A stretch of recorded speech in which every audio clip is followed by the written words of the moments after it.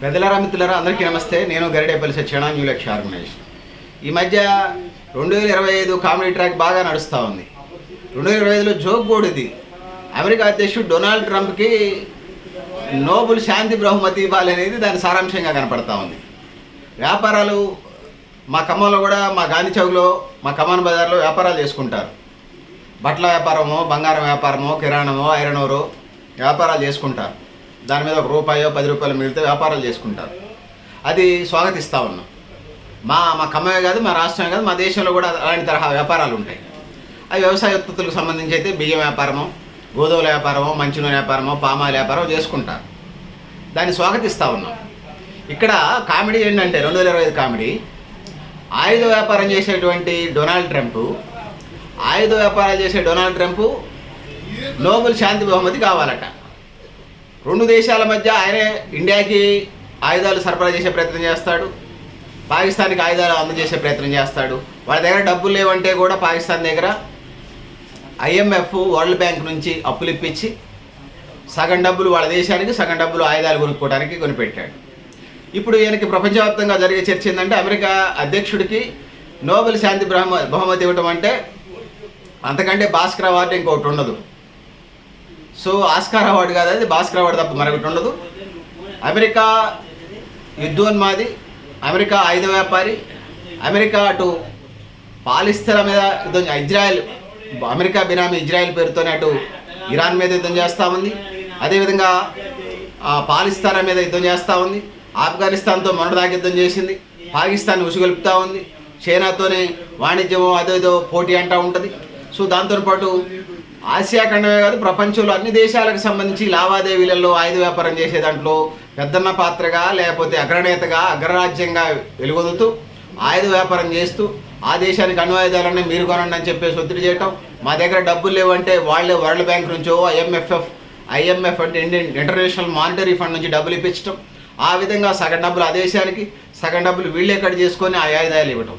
ఇది కథా కార్ఖానా. ఇట్లాంటి కార్యక్రమాలలో డొనాల్డ్ ట్రంప్కి సంబంధించి నోబెల్ శాంతి బహుమతి ఇవ్వటం అంతకంటే కామెడీ స్టోరీ, కామెడీ కిట్టు ఈ దేశంలో, ఈ ప్రపంచంలో ఏముండదనేది తెలియజేసుకుంటాను.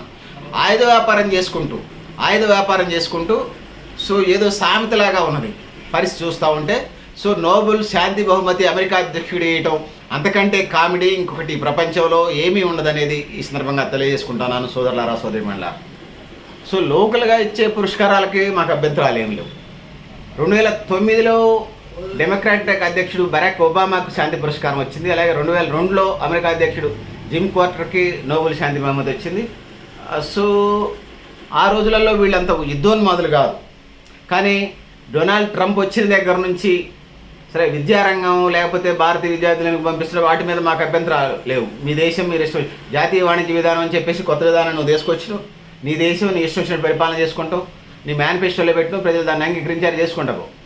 కానీ నోబెల్ శాంతి బహుమతి కోసం డొనాల్డ్ ట్రంప్ అనే ఒక కార్పొరేట్, ఒక మిలియనీర్ కాదు, మల్టీ బిలియనీర్ చేసేటువంటి తతంగం ఏదైతే ఉందో, వాళ్ళ వందిమాగాదులు ఎవరైతే ఉన్నారో, వాళ్ళ గానా భజన మీడియా ఏదైతే ఉందో, మోడీకి ఏదో నోబెల్ ప్రైజ్ ఆల్రెడీ ఇచ్చారు, వే రెడ్ కార్పెట్ వేస్తూ ఉన్నారు, మెట్లెక్కుతూ ఉన్నాడు, సన్మానం చేసి అమ్మటే నోబెల్ శాంతి బహుమతి ఇస్తున్నారనేటువంటి బ్యాండ్ మేళం బ్యాచ్ ఏదైతే ఉందో, ఈ చేసే హంగామా చూస్తే కామెడీగా ఉంటుంది.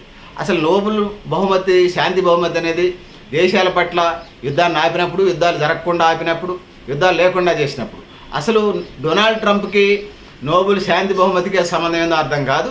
ఒక ఆయుధ వ్యాపారి, నువ్వు ఇతర వ్యాపారాలన్నీ చేసుకోవచ్చు, దౌత్యానికి సంబంధించి, లేకపోతే ఎక్స్పోర్ట్ ఇంపోర్ట్ పాలసీకి సంబంధించి, ఎగుమతి దిగుమతి విధానాలకు సంబంధించి రకరకాల వ్యాపారాలు చేయొచ్చు. అది ఆహార పదార్థాలు కావచ్చు, ఆయిల్ కావచ్చు, లేకపోతే బొగ్గు కావచ్చు, లేకపోతే గ్యాస్ కావచ్చు, పెట్రోల్ డీజిల్కి సంబంధించినటువంటి వ్యాపారాలు 190 వ్యాపారాలు చేసుకోవచ్చు. కానీ చేసేది ఆయుధ వ్యాపారం. ఆ ఆయుధ వ్యాపారంతో ఇరు దేశాలకి ఒక దేశానికి ముందు ఆయుధాలు సప్లై చేస్తావు, వాళ్ళ దగ్గర అణ్వాయుధాలు ఉన్నాయి, RDX ఉన్నాయి, నువ్వే చెప్తావు, ఇతరుడికి కొనిపెడతావు. మళ్ళీ అది చేసేదంతా అమెరికా అధ్యక్షుడు డొనాల్డ్ ట్రంప్ లాంటి అధ్యక్షులే. కానీ మళ్ళీ పైగా వచ్చి మాకు శాంతి బహుమతులు కావాలంటే అది ఎట్లుందంటే రొయ్యల, అది ఏమంటారు, ఎలుకల రక్షకుడు పిల్లి అని అవార్డు ఇవ్వాల్సిన చందంగా ఉంటుంది తప్పితే ఎందుకంటే నాకేం సడన్గా గుర్తు రావట్లేదు.